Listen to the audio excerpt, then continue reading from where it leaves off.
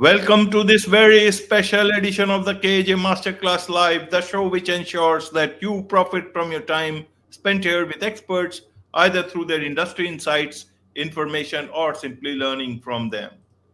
And today we have Gabe Pressman, software engineer turned transformational and self actualization coach. And he helps people to discover what is holding them back and live their best life. Welcome to the show, Gabe. Thank you so much. Thank you for having me. You are welcome. Welcome to the show. Welcome to India in this online form, Gabe. And I'm sure not just in India, but a lot of people across the globe will benefit from what we are going to talk right now. We'll learn from you about how one can move from burnout to breakthrough to get to self actualization and transformation that you teach about. But before this, let's understand a bit more about your journey, your background, Gabe, so that people know who they are listening to. Sure, absolutely. I worked as a software engineer for 10 years and reached one of the top titles I could in my career as a lead engineer at a um, pretty nice tech company. And I had a realization that I was making the money, I owned a house, but I was not enjoying my life, that I didn't have happiness, fulfillment, and I didn't really even know what I wanted from life. Like, what was I doing? What was the point? And so I went all in on a retreat in Costa Rica, and that gave me just enough space to start seeing what I really wanted from life and start to turn things around and feel better about my situation. Absolutely, absolutely, Gabe. So first, let's understand a bit. Uh, what's wrong with the good life? Means there is money, there is everything you achieve, you can do things, you can impact others' lives. What is wrong with good money? Why is it that some people not feel comfortable around money? There are so many people who feel very comfortable about money. They don't feel bad about it. Help us understand. I want to understand that part of money, which we found that okay, it is not what you wanted. There's nothing wrong with money, or at least for me, there was nothing wrong with money. The issue was the orientation specifically around the money. That should be the main focus of my life, and not focused on what I'm passionate about, what I'm good at, what I'm meant to be here to do, what my soul wants to do. And it felt like I was living my life based on other people's standards, on what I was supposed to be doing, which was making the money. Now, I still intend to make the same amount of money or more doing this work that I'm doing now, except for I also do it for free right now because I love it. That I would love to have a full client load and save 10 hours a week to take free calls because this is what I want to be doing anyways.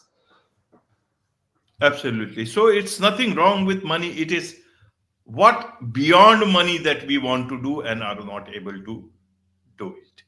And so how did you know? Okay, you have to break free from this particular thought, and that your answers are lying in a retreat in Costa Rica. Tell us a bit about that thought process, motivation, and then your going for that retreat. It kind of was backwards, right? I woke up one day and realized I haven't wanted to get out of bed in months. That like every weekend I was just waiting for the weekend to be over to go back to work because I wasn't doing anything I enjoyed on the weekends. And then I spent all day at work or all week at work hoping for the weekend so I could stop working and just in this cycle of over and over again waiting for things to end and realizing that I wasn't living in a way that you hear people talk about depression, but I had been this low level depression, this just good enough for as long as I could remember. And, call it fate or manifestation or the creepiness of the Instagram algorithm, but a retreat center in Costa Rica started following me on Instagram. And I did not go to that retreat center, but I went to a retreat center serving the same plant medicine that they served. And and it was a really big leap. It was a really big leap. The medicine's called iboga from Africa, and some people say it's the strongest in the world. But at that moment, that felt like the only thing that could correct what was going on in my life or shift things. Absolutely, absolutely. There is a comment also from one of our viewers. He says, Gandas Plasas is that they say if you do what you love, money will come. What is your take on this, Gabe?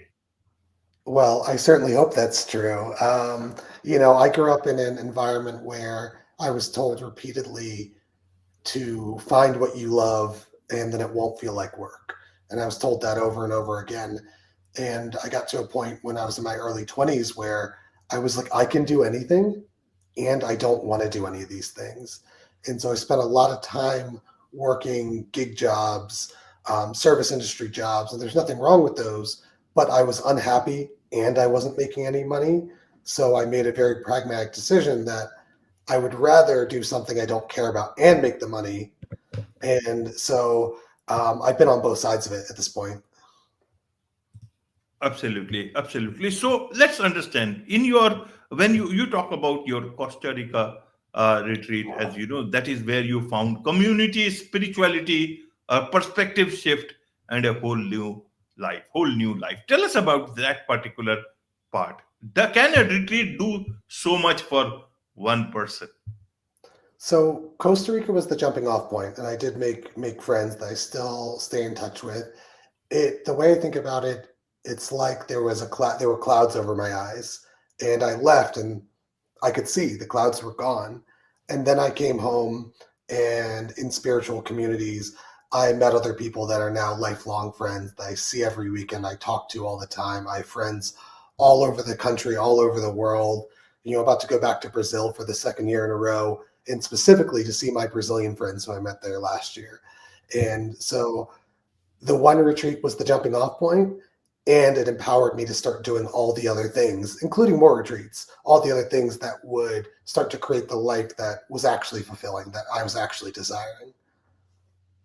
Right. And then how did the shift happen towards being a transformational and self-actualization coach? How did that happen? You left your software career totally behind, or that is there, and along with that you are doing what you are doing?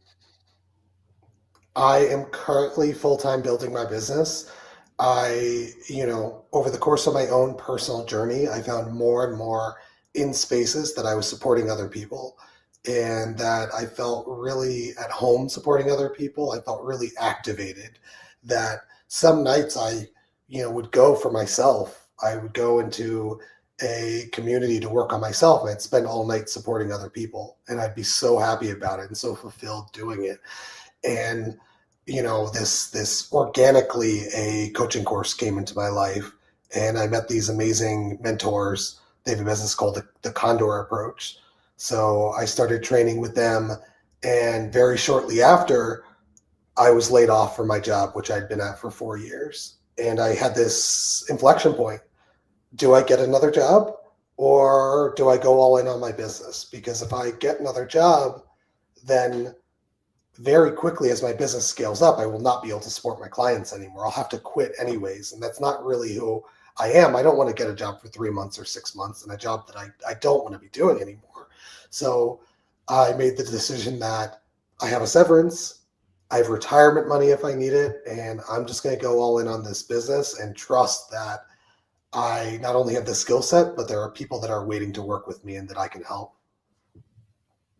Absolutely. So, in terms of your clients, what is it that you told them that, okay, this is what you can offer?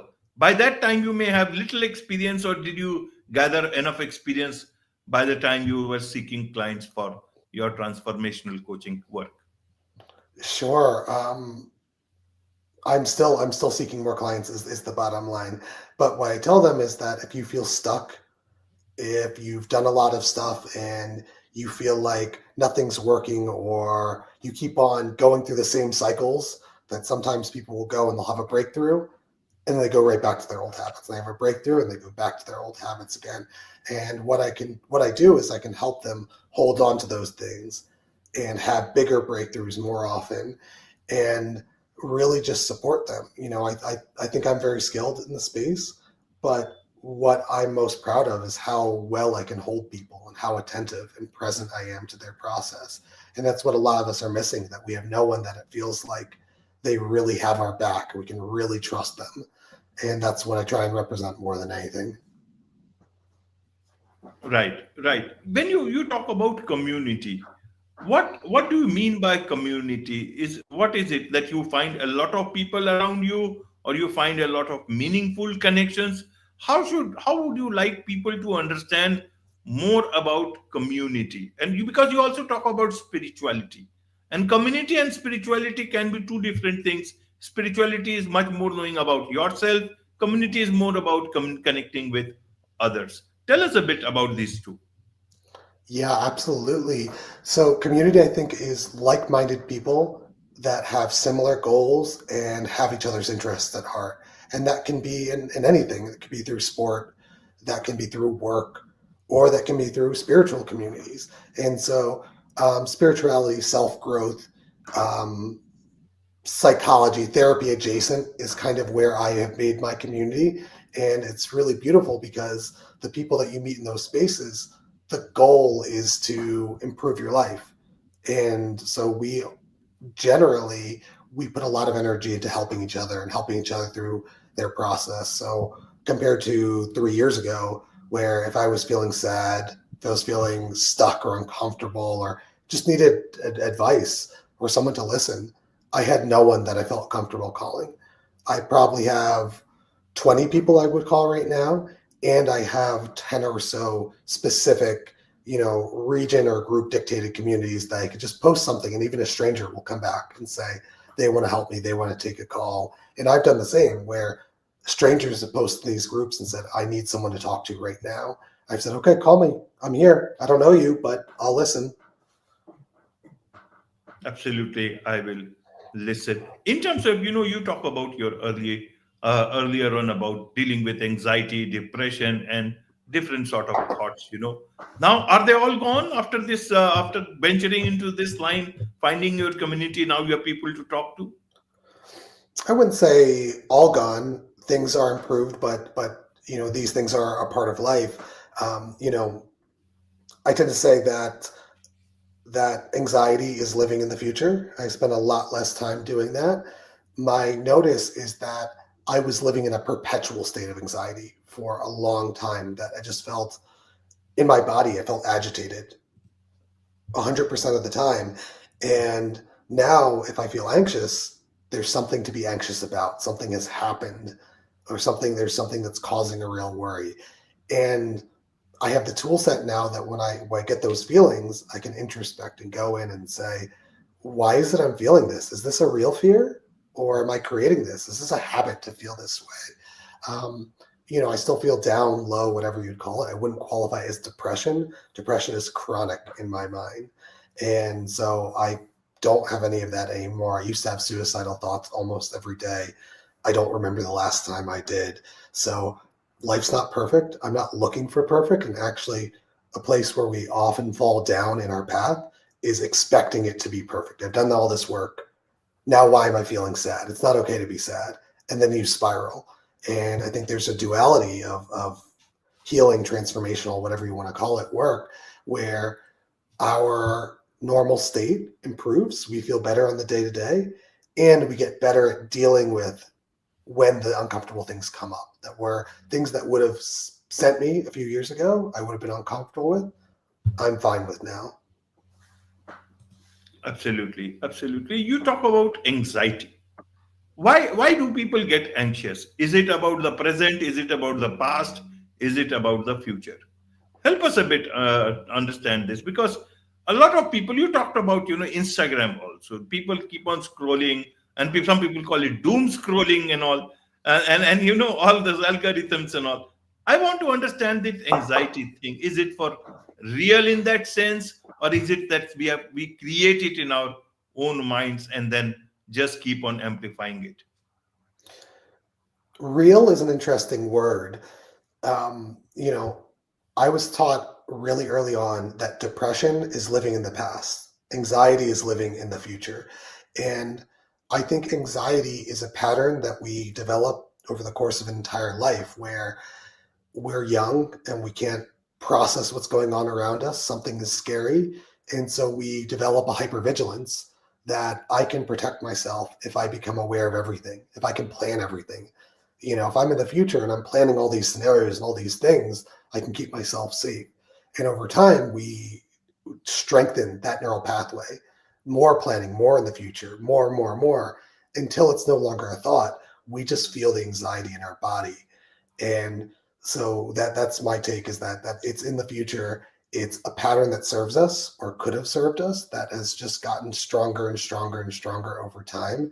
And if we want to feel less anxious, we can bring ourselves into the present moment, and we can learn over and over again to train our body, to train our mind, that it's safe to be in the present moment, that we don't need to control and plan for all the situations because we can't fix them anyways. Right. You are also a self-actualization coach. What does self-actualization look in today's time? How should it we understand? Okay, this is self-actualization. Is it the same as Maslow, or is it we have moved out and few more things have been added to that, or reduced from that? How do you tell clients, okay, you have achieved the self-actualization stage? I don't know if it's a finite thing to achieve. I think it's a goal that I define self-actualization as reaching potential, at being the best version of ourselves, the best potential version of ourselves.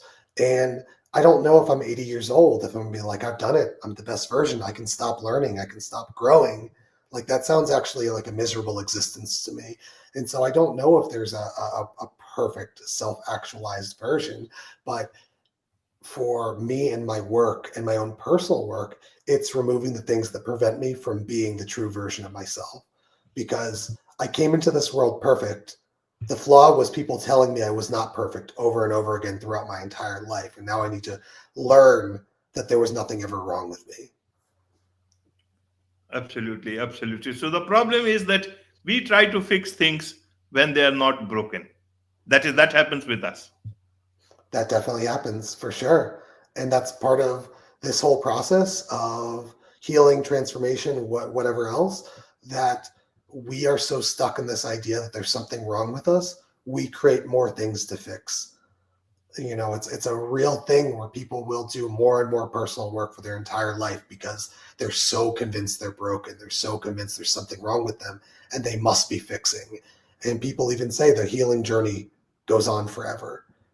And I see you if you feel that way. I see you in that. And were we really put here just to heal? Or can we live? Can we play? Can we love each other? Can we love ourselves? Absolutely. There's much to learn from you, Gabe, about all these things. And I'm sure a lot of people would want to connect with you, get your services, achieve self actualization and transformation for themselves. What's the best way for them to do so, Gabe? Thank you. My Instagram is spiritually grounded coaching, and I'm pushing everything through that right now. And I'm just starting to post.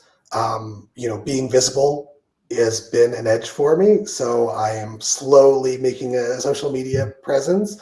And, I would love, I'm doing free intro calls for one-on-one coaching. Eventually, I will have a low cost group offering.